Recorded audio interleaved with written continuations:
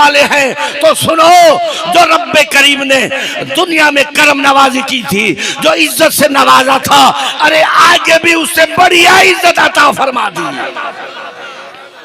آگے اس سے بڑا زیادہ نظام تھا، بڑی عزت ہے۔ لیکن جو عزت میرے ہمسائے کو ملی ہے نا، حضرت عبداللہ بن مبارک فرما رہے ہیں،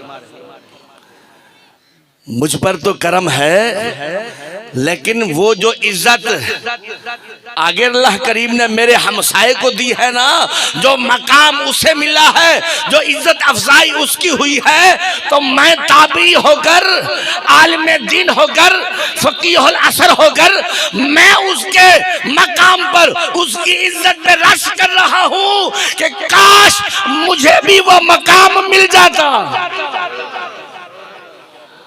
تو ذہن میں رکھیں، ایک ہے نام ہونا، نام بنانا، اور ایک وہ ہے جنہیں نام کی پرواہ نہیں، کام کی پرواہ ہوتی ہے۔ کہا ارے ہمیں نام کی ضرورت نہیں ہے، ارے اور جس کے لیے کر رہے ہیں وہ تو جانتا ہے نا۔ کتابوں میں بات یہی ہے۔ حضرت ابو بکر صدیق رضی اللہ تعالی عنہ، آپ اپنی مسند سے غیر حاضر تھے، ایک طرف ہوئے حضرت عمر فاروق، مراد رسول، مرید رسول، آپ وہیں پر آئے، رجسٹر پڑے تھے، کھولا، ایک میں ضرورت مند کے نام تھے اور اس کے سامنے ہی ان کے نام تھے جن کے وہ ضرورت پورے کرنے والے تھے۔ تو دیکھتے گئے حضرت عمر فاروق کہ فلاں کی یہ ضرورت ہے اور ضرورت کو فلاں بندہ پورا کرے گا، آگے سامنے اس کا نام لکھا تھا۔ تو کہا کسی بندے کو دیکھتا ہوں، کسی ضرورت مند کا نام سامنے آئے گا، اس کی ضرورت آج عمر پوری کرے گا۔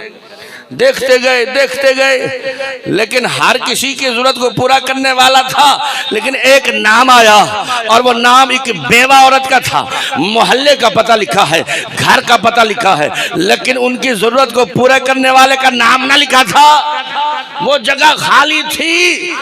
تو قلم اٹھائی، عمر فاروق رضی اللہ تعالیٰ عنہ نے وہیں پر اپنا نام لکھ دیا، چل دیے اس بڑھیا کے گھر، اسی پتے پر گئے، دروازہ کھٹکھٹایا اور آواز آئی بیٹا آجا، پوچھا اماں آیا ہوں، کوئی کام ہو تو بتا دے۔ تو ماں نے جواب دیا بیٹا آنے والا آیا، سارا کام کر کے چلا گیا، آنے والا آیا ہے، سارا کام کر کے چلا گیا۔ حضرت عمر فاروق حیران ہوئے، ادھر نام نہیں لکھا، ادھر کام پورا ہے، ادھر نام نہیں ہے، ادھر کام پورا۔ اماں کب آیا؟ ارے تیرے سے کچھ دیر پہلے آیا ہے۔ دوسرے دن آپ اس ٹائم سے پہلے پہنچے، پوچھا، وہی جواب ملا، آنے والا آیا، کام کر کے چلا گیا۔ اماں کتنے پہلے؟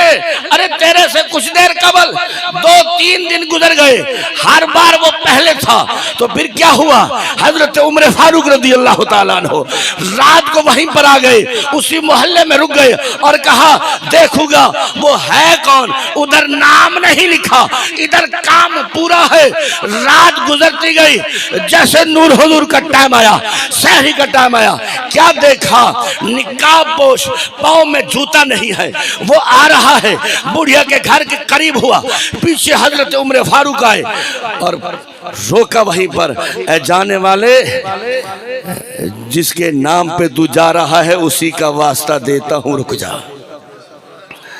قدم رک گئے، ارے نام نہیں لکھا، کام پورا ہے، منہ بھی چھپا رکھا ہے، پاؤں میں جوتا بھی نہیں، بتا تو صحیح چاہتا کیا ہے؟ کہا میں نے وہاں نام اس لیے نہیں لکھا کہ مجھے نام کی پرواہ نہیں ہے، اور منہ کو اس لیے چھپا رہا ہوں کہ میں دکھانا نہیں چاہتا، اور جوتا اس لیے نہیں پہنا کہ کہیں جوتوں کے کھسکار سے کسی کو پتہ نہ چل جائے، میں خود کو چھپاتا ہوں تاکہ کام پورا کر جاؤں۔ تو پھر عمر فاروق نے فرمایا ارے جس کے نام پہ جا رہا ہے اور جس کے نام پہ تو رکا ہے، ارے اسی نام کا، اسی ذات کا تجھے میں واسطہ دیتا ہوں، اپنا چہرہ تو دکھا دے۔ اپنا چہرہ تو دکھا دے۔ جب اس نے اپنے چہرے سے نقاب ہٹایا تو حضرت عمر فاروق کے پاؤں کے نیچے سے زمین نکل گئی کہ کیا دیکھا کہ وہ عام نہیں تھا یار غیر حضرت صدیق اکبر تھا، وہ عام ہستی نہیں تھی، خلیفۃ الرسول حضرت ابو بکر صدیق تھے۔ ارے عجب بات ہے، نام کی پرواہ نہیں ہے، کام کی پرواہ ہے۔ تو یہاں پر بھی عجب نظام تھا۔ حضرت عبداللہ بن مبارک نے فرمایا ہاں ہاں میرا جو ہمسایہ ہے مجھے اس کے مقام پر رشک ہو رہا ہے، کیا کرتا ہوگا؟ وہ دیکھنے والے کے دل میں خیال آیا کیا کرتا، پوچھو جا کر۔ گیا دروازے پہ، آپ کے دروازے کے سامنے جس کا دروازہ تھا وہ ہمسایہ تھا قریبی آپ کا، دروازہ کھٹکھٹایا، اندر سے بیوہ آئی، اس سے پوچھا بتا تو صحیح تیرا خامد کیا کرتا تھا، تیرا خامد کیا کرتا تھا جو اسے عزت ملی ہے، جو اسے مقام ملا ہے۔ عبداللہ بن مبارک تابع رسول اس کے مقام پہ رش کر رہے ہیں، بتا تو صحیح تیرا خامد کرتا کیا تھا؟ تو وہ کہہ اٹھی کیا کرتا، پیشے کا لوہار تھا، سارا دن لوہا کوٹتا تھا، سارا دن وہ لوہا کوٹتا تھا، کیا کام کرتا تھا؟ لیکن بتا تو سے اتنا مقابل کرتا کیا تھا؟ اس نے کہا ہاں ایک کام تھا، جب وہ ہتھوڑا ہوا میں بلند کرتا کہ میں سٹ لگاؤں اس لوہے پر، ہتھوڑا بلند کرتا اور جیسے ہی مؤذن اذان کی صدا بلند کرتا تو لوہے کو، اس ہتھوڑے کو وہ نیچے نہ کرتا، وہیں پر ہتھوڑے کو پھینک دیتا۔ کہا اب دوسرا کام نہیں، پہلے نماز پڑھنے جاتا، نماز پڑھ کر پھر آ کر کام کرتا۔ آپ نے پوچھا ہاں ٹھیک ہے ایسے بھی اکثر لوگ کرتے ہیں، لیکن اسے بہت بڑا مقام ملا، تابع رسول جس کے مقام پر رش کرے، کچھ اور بات ہے، کوئی اور اس کا کام؟ کہا ہاں ہاں جب رات کو گھر آتا نا تو ہم غریب تھے، ہمارے جو سین تھے نا وہ چھوٹے تھے، گرمی ہوتی، نیچے ہوا نہ لگتی تھی، تو یہ رات گزارنے کے لیے چھت پہ جاتا تھا، چھت پہ سوتا۔ جیسے یہ چھت پہ چڑھتا تو کہا ہمارے سامنے ایک گھر تھا، وہ عام کا گھر نہیں تھا، وہ ایک خاص بندے کا گھر تھا، وہ عالم دین تھے، تابع رسول حضرت عبداللہ بن مبارک کا گھر تھا۔ یہ وہ بھی اپنے چھت پر ہوتے، یہ بھی اپنے چھت پہ سونے جاتا۔ جب یہ دیکھتا تو کیا دیکھتا کہ عبداللہ بن مبارک یا تو قرآن پڑھ رہے ہیں یا نماز پڑھ رہے ہیں، ساری رات ان کا کام یہی ہوتا، یا نماز یا قرآن۔ تو یہ کہتا رب کی بارگاہ میں مولا میری ڈیوٹی سخت ہے، سارا دن لوہا کوٹ کوٹ کے تھک جاتا ہوں، اب جیسے ہی سر رکھتا ہوں سو جاتا ہوں، مولا مجھے بھی تو وقت دیتا، میں بھی تیری ایسے عبادت کرتا جیسے عبداللہ بن مبارک کر رہا۔ ارے رشک کیا انہوں نے اور کہا یہ حسرت نایاب ہے۔ ارے ڈاکٹر کو دیکھ کر تو کہتا ہے میرا بیٹا بھی ڈاکٹر ہو، انجینئر کو دیکھ کر بھی تو کہتا ہے میرا بیٹا انجینئر ہو، لیکن یہ حسرت لوگ کم رکھتے ہیں کسی حافظ اور قاری کو دیکھ کر، کسی عالم دین کو دیکھ کر یہ حسرت کرے کاش کہ میرا بیٹا بھی حافظ ہو، میرا بیٹا بھی عالم ہو، میرا بیٹا بھی قاری ہو۔ یہ حسرت کم ہے، بہت تھوڑی پائی جاتی ہے۔ تو کہا یہ بھی حسرت تھی، حسرت نایاب تھی، مولا تو بھی مجھے وقت دیتا، جیسے یہ تیری عبادت کر رہا ہے میں ایسے تجھے مناتا، ایسے تیری بارگاہ میں میں بھی سر جھکاتا، تیرے پاک کتاب کو میں بھی پڑھتا۔ تو یہ حسرت کیا کرتا تھا، کر نہیں سکتا تھا لیکن حسرت کرتا تھا۔ تو کہا ہاں ہاں اب پتا چلا یہ جو مقام ملا ہے اسی حسرت کی وجہ سے ملا۔ تو عزیزو وہ کہا نا ہزاروں سال نرگس اپنی بے نوری پہ روتی ہے، ہزاروں سال نرگس اپنی بے نوری پہ روتی ہے، بڑی مشکل سے ہوتا ہے چمن میں دیدہ ور پیدا۔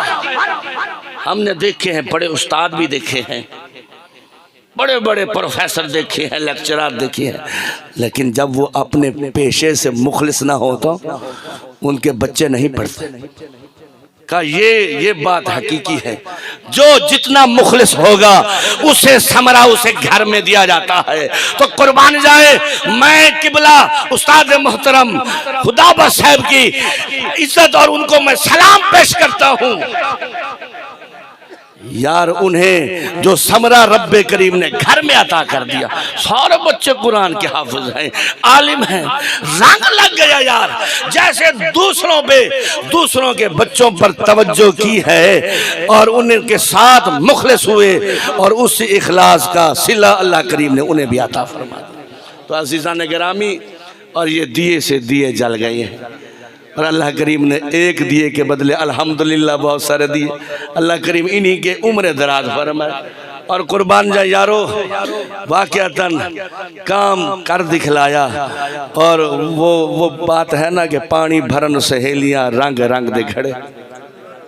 آخری بات، پانی بھرن سہیلیاں رنگ رنگ دے گھڑے، بھریا اسی کا جانیوں جو توڑ چڑھے۔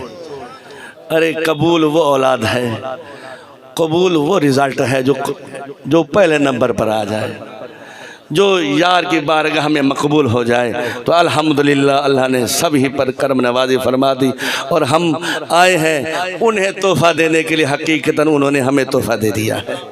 اللہ کریم ہم سب کا حامی